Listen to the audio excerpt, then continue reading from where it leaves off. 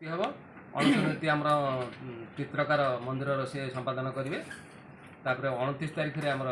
नेत्रोत्सव पर्व हम से मंदिर नेत और नुआ पताका सकाଳେ लग सर्वसाधारण दर्शन निमंते खोल 30 गुरुवार आम ठाकुर नवजन दर्शन उभा यात्रा कर 1 तारीख में श्री गुंडीचा यात्रा से दिन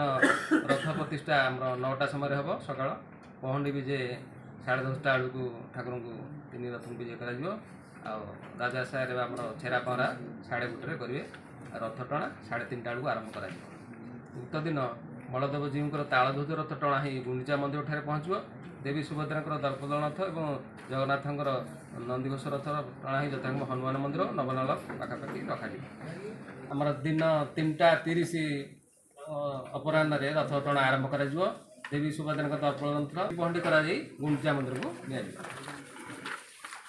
ठाकुर मान बेश कर 3 तारीख रविवार राजा राजेश्वर बेश कर 4 तारीख सोमवार कांची अभियान बेश 5 तारीख मंगलवार लक्ष्मीनारायण बेश दिन हेरा पंचमी कर 6 तारीख दिन बुधवार नृसिंह बेश कर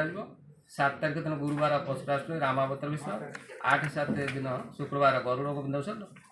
नवमी संध्या दर्शन 2022 शनिवार से दिन बाहुड़ा यात्रा ठाकुर हम पूर्वपरी रथ प्रतिष्ठा 9टा सकाल समय कर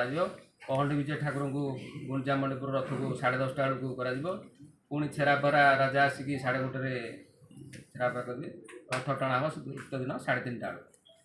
उक्त दिन रथ टणा होना 3 रथरे ठाकुर मान आमर अलंकार बेश कर